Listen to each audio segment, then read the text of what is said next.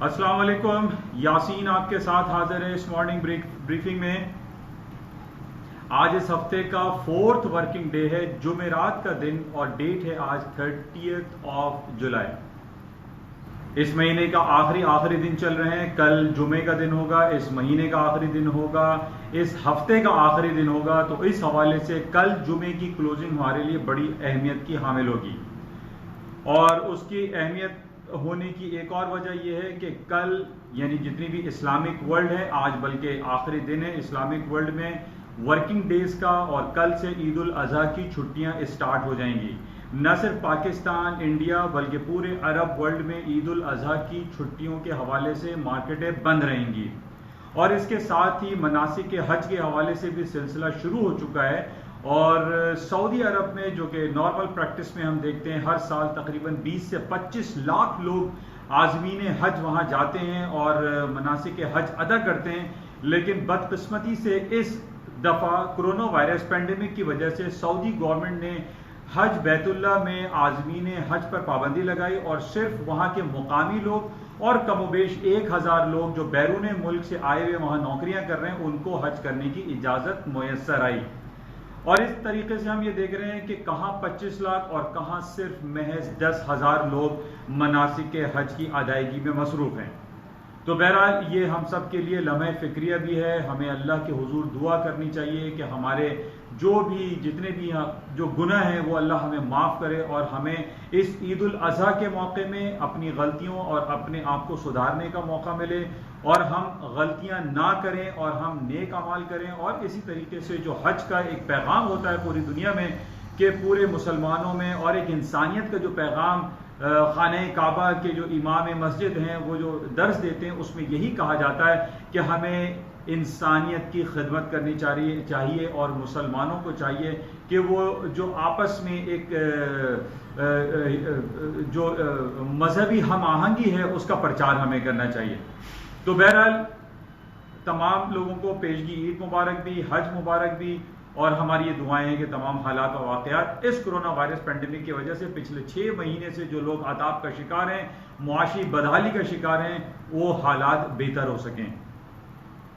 बहरहाल इस हवाले से और बड़ी इंपॉर्टेंट खबर आज हमारे पास इमरान खान साहब की तरफ से है और उन्होंने ये कहा है कि कराची में जो बारिशों से जो बदहाली और तबाहकारियां हुई हैं उसका जल्द अज जल्द अजाला किया जाए और तमाम बल्दियाती निज़ाम को उन्होंने एक्टिव करने की बात की है। और गवर्नर इमरान इस्माइल साहब को भी उन्होंने कहा है कि वो अपना भरपूर किरदार अदा करें और कराची जो पाकिस्तान का सबसे बड़ा शहर है, जो मुआशी हब है, यहाँ पे जो गंदगी है, गलाजत है, जो बारिश के बाद जो तबाहकारियाँ हुई हैं, उसको जल्द अज जल्द बेहतर किया जाए। तो ये बहरहाल बड़ी खुश आइन बात है कि इमरान खान साहब ने इस हवाले से कुछ पेशकदमी की। अच्छा, एक खबर बड़ी इंपॉर्टेंट कराची स्टॉक एक्सचेंज के हवाले से आज हमारे पास आई है, जिसके अंदर TRG का शेयर जो कि तकरीबन 40 रुपए तक पहुंच चुका है। पिछले दिनों हमने ये देखा था कि ये 13, 14, 15 रुपए चल रहा था और इसमें इनसाइडर ट्रेडिंग के हवाले से सिक्योरिटी एंड एक्सचेंज कमिश्नर ने इसका प्रोब करने की बातें की हैं और ये मालूम करने की कोशिश की है कि आया वो कौन से अवामिल थे, कौन से पीछे हाथ थे जो इनसाइड ट्रेडिंग करवाते रहे और मार्केट जो 15-16 रुपए चल रही थी वो आज 40 रुपए कैसे पहुंच गई। और उसके पीछे वजह हमें ये दिखाई दे रही है कि ये खबर हमारे पास आ रही है कि पाकिस्तान की TRG जो कंपनी है वो रजिस्टर्ड होने के लिए जा रही है अमेरिका के नैस्डैक में। ये बहुत बड़ी खबर है और इस खबर पे इसका ऊपर की तरफ जाना, इसके अंदर पोटेंशियलिटी का इंजेक्शन लगना एक आम सी बात है कि जब भी हमारे पास किसी कंपनी के हवाले से ये खबर आती है कि वो S&P अमेरिकन स्टॉक्स में रजिस्टर्ड हो रही है या नैस्डैक में या डाउ जोन्स में, तो ये बहुत बड़ी खबर होती है और इन बेसिस पे एक आम आदमी, एक आम सरमायादार जो होता है वो उस पर्टिकुलर स्टॉक को खरीदना शुरू कर देता है। तो बहरहाल ये खबर भी हमारे पास है और ये मीडिया पे सर्कुलेट हो रही है कि इसकी इन्वेस्टिगेशन की जाएगी सिक्योरिटी एंड एक्सचेंज कमीशन की जानिब से कि ये इनसाइड ट्रेडिंग अगर हुई तो कैसे हुई और इसके पीछे कौन से हाथ शामिल हैं। तो बहरहाल इसके अलावा जो इंपॉर्टेंट, हम अमेरिका के स्टॉक मार्केट के बारे में बात कर लेते हैं। और कल हमारे पास बड़ी इंपॉर्टेंट खबर थी। कल सुबह मैंने आपके साथ जो हाजिर हुआ तो मैंने आपको बताया था कि अमेरिका की FOMC federal open market committee की मीटिंग है जिसके अंदर अमेरिका अपने इंटरेस्ट रेट का अनाउंसमेंट करने वाला था। कल रात 11 बजे अमेरिका की तरफ से अनाउंसमेंट हो गई और अमेरिका ने अपने इंटरेस्ट रेट को अनचेंज यानी जीरो से less than 25 basis point intact रखा, अनचेंज रखा और कोई तब्दीली उसके अंदर नहीं आई। हालांकि बहुत सारे सेक्टर से हमारे पास ये खबर आ रही थी कि अमेरिका पहली बार तारीख में ऐसा होने जा रहा था कि अमेरिका अपना इंटरेस्ट रेट मनफी दर्जात में लेके चला जाता है। जिस तरीके से हमारे पास सामने यूरोपियन सेंट्रल बैंक के डिपॉजिट रेट्स हैं जो कि -50 बेसिस पॉइंट हैं, जापान में 10 बेसिस पॉइंट नेगेटिव है, इसी तरीके से स्विट्जरलैंड में हम देख रहे हैं कि पिछले 5 साल मोर देन 5 ईयर्स से वहां पर interest rate 75 basis point negative चल रहा है। तो व्हाई नॉट यूएसए, क्यों नहीं अमेरिका में, अमेरिका का सेंट्रल बैंक भी अपने इंटरेस्ट रेट को नेगेटिव टेरिटरी में क्यों ना करे। तो बहरहाल इस हवाले से बहुत सारी चहमगोइयां हो रही थी, बहुत सारी खबरें हमारे पास आ रही थी, डिफरेंट सेक्टर से ये गुमान पेश किया जा रहा था, ये तज्जिया दिया जा रहा था कि अमेरिका अपना इंटरेस्ट रेट नेगेटिव टेरिटरी में ले आएगा। बहरहाल अमेरिका की कल इंटरेस्ट रेट के अनाउंसमेंट के बाद आधे घंटे के बाद यानी आफ्टर 30 मिनट्स के बाद हमारे पास जर्मी पावल जो फेडरल रिजर्व बैंक के चेयरमैन हैं उनकी प्रेस कॉन्फ्रेंस थी और उन्होंने बड़ी तवील एक प्रेस कॉन्फ्रेंस की जो कि वर्चुअल आजकल प्रेस कॉन्फ्रेंस हो रही है। वो अपने ऑफिस में थे और बाकी तमाम लोग सैटेलाइट पे या वीडियो लिंक के थ्रू सब कनेक्टेड थे और वो डिफरेंट क्रॉस क्वेश्चनिंग जर्मी पावल साहब से करते रहे और उन्होंने ये बयान दिया जो कि बड़ा खुशाइन बात है और उन्होंने ये कहा कि जनाब फेडरल रिजर्व बैंक किसी भी हद तक जा सकता है और उसको इकोनॉमी को रिवाइव करने के लिए, हालात को बेहतर करने के लिए, स्टिमुलस पैकेज देने के हवाले से जो कुछ भी मुमकिन होगा वो करेगा। देखिए ये कमेंट्स बड़े इंपॉर्टेंट होते हैं। जैसे पहले भी मैंने आपसे ये कहा था कि जर्मी पावल के कमेंट्स हो जाएं या प्रेसिडेंट डोनाल्ड ट्रंप साहब के कमेंट हो या भी डिफरेंट जो एजेंसीज होती हैं या डिफरेंट सेंट्रल बैंक्स होते हैं उनकी तरफ से, उनके सरबराह की तरफ से अगर कोई कमेंट आता है तो उसकी बड़ी इंपॉर्टेंस होती है और उसके दूरस नताइज होते हैं। तो बहरहाल फेडरल रिजर्व बैंक के चेयरमैन जर्मी पावल साहब का ये कहना कि हम किसी भी हद तक जाएंगे, ये एक पॉजिटिव सेंटीमेंट्स हैं और इन बेसिस पे स्टॉक्स मार्केटें हायर साइड पे जा सकती हैं। लेकिन अगर हमारे पास जो नेगेटिव पहलू हमें दिखाई दे रहा है वो कोरोना वायरस पैंडेमिक की वजह से है और उसमें कहा यह जा रहा है कि तकरीबन 1,70,000 लोग सिर्फ अमेरिका में, ओनली अमेरिका अलोन, वहां पर तकरीबन 1,70,000, 60,000, 70,000 के करीब 170,000 लोग वहां पर डेथ हो चुकी है, मर चुके हैं, कोरोना वायरस पैंडेमिक की वजह से हलाकत पेश आ चुकी है और इस बेसिस पे वहां पर अभी तक लॉकडाउन शटडाउन सिचुएशन इंटैक्ट है। और अब ये कहा जा रहा है डिफरेंट सेक्टर्स के लोग बहुत परेशान हैं, मुआशी बदहाली का शिकार हैं, तो तमाम यानी न्यूयॉर्क में या फ्लोरिडा में या शिकागो में या ह्यूस्टन में तमाम जगहों पे वो ये कह रहे हैं कि जनाब जो आवाम है जो सड़कों पर निकल रही है वो ये कह रही है कि माशी बदहाली के बेसिस पे हम कोरोना वायरस को नहीं मानते, ये एक कॉन्स्पिरेसी है और तमाम मार्केट, तमाम दफातर को अब खोल देना चाहिए। तमाम स्कूल, कॉलेजेस और तमाम जो बच्चों के प्ले ग्राउंड्स हैं, बुजुर्ग वहां पे वॉक करते हैं, वो सब का सब बंद पड़ा हुआ है, लेकिन आहिस्ता आहिस्ता उसके खोलने की बातें आ रही हैं, रीओपनिंग की बात आ रही है। अब देखिए यहां पर इस बात को समझने की जरूरत है कि जब हम रीओपनिंग की बात करते हैं कि पूरी दुनिया के इकोनॉमिक पहिया अब चलना शुरू हो जाएगा, पिछले 6 महीने से जो बंद पड़ा हुआ था या बंद है, तो इसके बाद हम देखेंगे स्टॉक मार्केटों में भी बेहतरी मजीद आएगी। इसी तरीके से तेल की कीमतों में मजीद इजाफा हो जाएगा। अभी तकरीबन $41 पर बैरल के हिसाब से क्रूड ऑयल की प्राइसेस चल रही हैं, इसके अंदर भी पोटेंशियलिटी का इंजेक्शन लगेगा और मार्केटें हायर साइड पे जाएंगी। तो बहरहाल ये इंपॉर्टेंट इवेंट है कि जिस बेसिस पे हम ये देख रहे हैं कि स्टॉक मार्केटें कल इंटरेस्ट रेट एक तो अनचेंज छोड़ने पे भी एक पॉजिटिव सेंटीमेंट्स क्रिएट होते हैं। देखिए इस बात को भी समझने की बड़ी जरूरत है कि किसी भी किस्म की तब्दीली, यानी तब्दीली का मतलब ये होता है कि प्रीवियस जो कल का दिन हमारे पास गुजर गया वो अच्छा नहीं था। जिस बेसिस पे तब्दीली चाहे वो मनफी हो या पॉजिटिव हो या अनचेंज हो, यानी कोई भी तब्दीली हो वो नेगेटिव कंसिडर की जाती है, लेकिन unchanged is to be considered as a positive. इसी बेसिस पे हम ये कह सकते हैं कि अमेरिका की स्टॉक मार्केट है जो कि तकरीबन तारीख की बुलंद तरीन सतहों के करीब करीब खड़ी हुई हैं, ये अपने नए हाइज की तरफ जा सकती हैं, क्योंकि ओवरऑल सिनेरियो अगर हम चेक करते हैं कि पूरी दुनिया में कहीं ऐसी कोई सिचुएशन क्रिएट नहीं हो रही है जिस बेसिस पे हम ये कहें कि जनाब स्टॉक्स मार्केट क्रैश कर जाएंगी, कोई भूचाल जैसी कैफियत रोनुमा हो रही है, पूरी दुनिया में ऐसी सिचुएशन नहीं है। हम ये देख रहे हैं कि मनासिक के हज के हवाले से सऊदी अरब में जो 10,000 लोग हज बैतुल्ला में अदायगी कर रहे हैं वो भी एक पीसफुल माहौल में कर रहे हैं। ये पॉजिटिव सेंटीमेंट्स हैं। सऊदी अरब और यमन के दरमियान जो बॉर्डर सिचुएशन आए दिन गंभीर रहती है वो भी बेहतरी की तरफ दिखाई दे रही है। वहां पे कोई नई जंगी सूरत हाल बर्पा होती हुई दिखाई नहीं दे रही, जो कि एक पॉजिटिव है। इसी तरीके से इसराइल और फलस्तीन के दरमियान जो एक चक्लिश चल रही है और 1 जुलाई से ये कहा जा रहा था कि नेतन्याहू साहब जो कि वजीर आजम है इसराइल के, वो कब्जा कर लेंगे वेस्ट बैंक पे या फलस्तीन पे, वो भी अभी मध्यम पड़ गया, जिसकी वजह से हम ये देख रहे हैं कि मार्केट थोड़ी सी स्टेबल है, मार्केट में वॉल्यूम कम है, मार्केट निस्बतन पॉजिटिव साइड्स पर है, लेकिन निस्बतन मार्केट में वॉल्यूम कम है, क्योंकि सऊदी अरब में, अरब वर्ल्ड में, पाकिस्तान में, इंडिया में, अरब वर्ल्ड में जो मुस्लिम दुनिया है वो बंद पड़ी हुई है या बंद होने वाली है 2 से 3 दिन के लिए। हज और बैतुल्ला और ईद उल अज़हा के हवाले से छुट्टी रहेगी, जिसकी वजह से मार्केट में वॉल्यूम डिक्लाइन हो जाता है। दुबई आपका बंद है, सऊदी अरब बंद है, कल पाकिस्तान बंद हो जाएगा तो वॉल्यूम डिक्लाइन हो जाएगा। लेकिन ओवरऑल सिचुएशन जो अमेरिका की स्टॉक मार्केट में है वो आपके सामने है कि अमेरिका की कल एफओएमसी भी जो अनचेंज इंटरेस्ट रेट छोड़ा है वो पॉजिटिव कंसिडर किया जा रहा है, जिस बेसिस पे स्टॉक्स ऊपर की तरफ मजीद जाएंगे। अच्छा, इसके अलावा आज हमारे पास बड़ी इंपॉर्टेंट जो अर्निंग के हवाले से जो सीजन चल रहा है, 3 बड़ी अर्निंग रिपोर्टें जो कि मार्केटों को हिला देने के मुतरादिफ कंसिडर की जाती हैं, और वो 3 कंपनीज हैं, होल्ड कीजिएगा।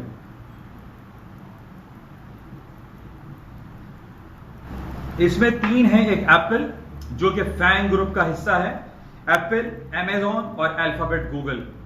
ये 3 ट्रिपल एस कंपनीज हैं जो कि ट्रिलियंस ऑफ डॉलर के तकरीबन 4,000 अरब डॉलर के फंड को मैनेज करती हैं, जिसको आप मोर देन 3 यानी 3.5 ट्रिलियंस ऑफ डॉलर का फंड मैनेज करती हैं, एप्पल, अमेजॉन और अल्फाबेट गूगल।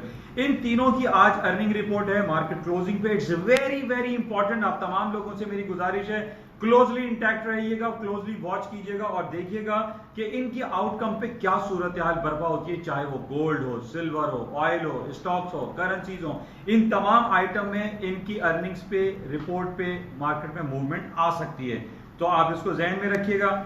अच्छा, बहरहाल कल एक बड़ी इंपॉर्टेंट हमारे पास खबर थी कि दुनिया के 4 बड़े लोगों को कल कांग्रेस ने कॉल किया, अमेरिकी कांग्रेस में, और उनको एंटी ट्रस्ट हवाले से उनसे क्वेश्चनिंग की गई, उनकी टेस्टिफाई किया गया, उनकी टेस्टिमनी की गई, और वो थे मिस्टर सुंदर पिचोई जो कि अल्फाबेट गूगल के सीईओ हैं, इसी तरीके से एप्पल के मालिक हैं टिम कुक, और जेफरी बेजोस जो कि अमेजॉन के हैं मालिक हैं, और इसी तरह फेसबुक के मार्क जुकरबर्ग। इन 4 लोगों को कांग्रेस ने बुलाया, बैठाया और उनके ऊपर इस इल्जाम को साबित करने की कोशिश की गई कि जनाब ये चारों के चार है, बल्कि अगर आप बिल गेट्स को भी शामिल कर लें तो मुनासिब रहेगा।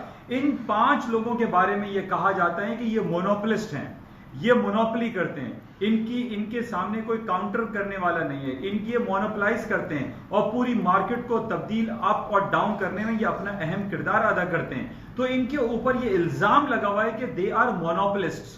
तो इसके हवाले से इनको बुलाया गया और कांग्रेस में इनसे पूछा गया कि अगर ये बात दुरुस्त है तो क्यों है, अगर नहीं है तो क्यों है। तो बहरहाल इनसे ये काफी सवालात किया गया, और कल हमारे पास ये भी एक रिपोर्ट थी कि S&P में 22%, आई रिपीट 22%, 22% जो पार्ट प्ले करते हैं, ये 5 कंपनीज हैं जो कि तारीख में 20 साल की तारीख में बुलंद तरीन सतह है। यानी इसी वजह से ये कहा जा रहा है कि ये मोनोपोलिस्ट हैं, ये मार्केट में कुछ खबरें लगाते हैं और मार्केट को प्लस या माइनस कर देते हैं। तो बहरहाल कल कांग्रेस ने बुलाकर इनसे ये सवालात किए गए, इसकी तफसीलात मजीद आएगी तो मैं आपसे शेयर करूंगा। अच्छा, इसके अलावा आज बड़ी इंपॉर्टेंट खबर, शाम 5:30 बजे अमेरिका का एडवांस जीडीपी की रिपोर्ट आ रही है। एडवांस जीडीपी, देखिए 3 किस्म के जीडीपी रिपोर्ट्स होते हैं, एक प्रीलिम होता है, एक एडवांस होता है और एक फाइनल जीडीपी होता है। तो ये पहला है। पहला जीडीपी बहुत खतरनाक हद तक खराब आ रहा है, 34%, 34.5% खराब आ रहा है अमेरिका की स्टॉक मार्केट के लिए। एक खराब खबर है और मार्केटें इन बेसिस पे डाउन हो सकती हैं। बहरहाल ये शाम 5:30 बजे रिपोर्ट है, बड़ी खतरनाक रिपोर्ट आ रही है। इसको हम देखेंगे कि -34.5 आता है या -35 आता है या -30 आता है। अगर -30 आया है तो ये पॉजिटिव होगा, और -36 आता है या 34.5 से ज्यादा आता है तो वो नेगेटिव कंसिडर किया जाएगा। लेकिन बहरहाल प्रीवियस से बहुत खराब है। प्रीवियस -5% था और इस वक्त -34.5% नेगेटिव में आ रहा है। इट्स अ वेरी नेगेटिव, बहुत ही खराब है, भयानक है, और अमेरिका की स्टॉक मार्केटों के लिए नेगेटिव खबर है। तो बहरहाल इसको हम शाम 5:30 बजे देखेंगे। अच्छा, इसके अलावा जो गोल्ड के हवाले से हम बातें कर रहे हैं कि गोल्ड की कीमतें 2000 डॉलर होने वाली है। डे बिफोर यस्टरडे, परसों दिसंबर कॉन्ट्रैक्ट ने 2000 का हाइक कर दिया। या आप सब लोगों के शायद इल्म में ना हो, लेकिन दिसंबर कॉन्ट्रैक्ट गोल्ड का जो फ्यूचर दिसंबर कॉन्ट्रैक्ट है उसने 2000 का फोटो दिखा दिया। $2000 पर आउंस ये हो गया। यानी जो मैं पिछले काफी अरसे से आपसे ये कहता चला आ रहा हूं कि सोने की कीमतों में तेजी है, और वो तेजी हो गई। और अभी इस वक्त हम ये देख रहे हैं कि तकरीबन $1960-1955 पे, $1960 पे मार्केट चल रही है। इसमें थोड़ा सा पॉज आया है। पॉज आने की वजह मैंने आपको बता दी कि पूरी दुनिया में अमन और शांति की बातें चल रही हैं और हज बैतुल्लाह बड़े पीसफुल अंदाज में अल्हम्दुलिल्लाह हो रहा है। इन तमाम बेसिस पे हम ये देख रहे हैं कि सोने की कीमतों में थोड़ा सा इंटैक्ट हुआ है। ईद उल अजहा के हवाले से नॉर्मली हमने पूरी दुनिया में देखा है कि जब भी किसी भी मजहब में कहीं कोई बड़ा त्यौहार होता है तो वहां पे थोड़ा सा एक रिलीफ मिल जाता है। लोग बहुत सारी, जैसे जेलों में लोग पड़े हुए होते हैं, उनकी सजाएं खत्म कर दी जाती हैं, उनको माफी कर दी जाती है। जो दो कौमें लड़ रही होती हैं, दस्तो गरेबा होती हैं, वो थम जाते हैं, वो अपनी फोर्सेस को बैठा लेते हैं और वो लड़ाई झगड़े की सिलसिले में आगे पेशकदमी नहीं करते। इसी बेसिस पे आपको ये बता रहा हूं मैं कि आज गोल्ड की कीमतें अगर इंटैक्ट हैं, अगर 1960 या 1970 या $1940 अगर चल रही हैं, तो उसकी वजह यह है ईद उल अजहा और हज के हवाले से, मनासिक के हज के हवाले से पूरी दुनिया में एक अमन और शांति का माहौल पाया जा रहा है। इस वजह से सोने की कीमतें थोड़ी सी डाउन हुए या इंटैक्ट हैं। लेकिन इंपॉर्टेंट लेवल है इसका 1920 के ऊपर तेजी, 1920 के नीचे अगर मार्केट क्लोज करती है। कल जुमा है, कल वीकली क्लोजिंग है और बहुत इंपॉर्टेंट क्लोजिंग है। गोल्ड की कीमतें अगर 1920 के ऊपर कल जुमे की और वीकली और मंथली क्लोजिंग 1920 के ऊपर हुई तो सोने की कीमतें आपको 2100, 2200, $2300 पे जा सकती हैं। बहरहाल 1920 के नीचे या 1899 पे आपके स्टॉक्स प्लेस होने चाहिए अगर मार्केट क्लोजिंग इसके नीचे देती है 1920 के नीचे, बहुत इंपॉर्टेंट है। अच्छा, इसके अलावा कुछ खबरें हमारे पास अब तवील हो गई है, इंशाल्लाह कल आपसे मुलाकात रहेगी और बहुत सारी बातें ऐसी हैं कि तवालत पकड़ जाती हैं। लेकिन जो इंपॉर्टेंट खबरें जो मैंने आपके साथ शेयर करनी थी वो हो चुकी हैं कि अमेरिका ने कल इंटरेस्ट रेट अपना अनचेंज छोड़ा है और उस बेसिस पे मार्केट की सूरत हाल आपके सामने है। करेंसी मार्केट थोड़ी सी डाउन हो सकती है। यूरो और स्टर्लिंग मार्केट हायर साइड पे 2-2, 3-3 साल के हाईएस्ट लेवल पे खड़ी हुई है। मार्केट में चूंकि इंटरेस्ट रेट कल अनचेंज छोड़ा है, मार्केट में कुछ करेक्शन पीरियड ड्यू है और कल यूरो और स्टर्लिंग की मार्केट में हमने देखी कि थोड़ा सा डाउन हो गई थी। अभी फिलहाल बाय करने से परहेज करें, सेलिंग चांस लीजिए सर्टेन स्टॉप्स लगा के। इंशाल्लाह राब्ते में रहेंगे और आज शाम में देखते हैं क्या सूरत हाल होती है। और जो 3 इंपॉर्टेंट अर्निंग रिपोर्ट्स है, एप्पल, अमेजॉन, अल्फाबेट, गूगल, इसकी रात की क्लोजिंग हम बहुत गौर से देखेंगे। इंशाल्लाह राब्ते में रहेंगे। जाते हुए आपसे गुजारिश कि इस यूट्यूब चैनल को प्लीज सब्सक्राइब कीजिएगा। थैंक यू, खुदा हाफिज।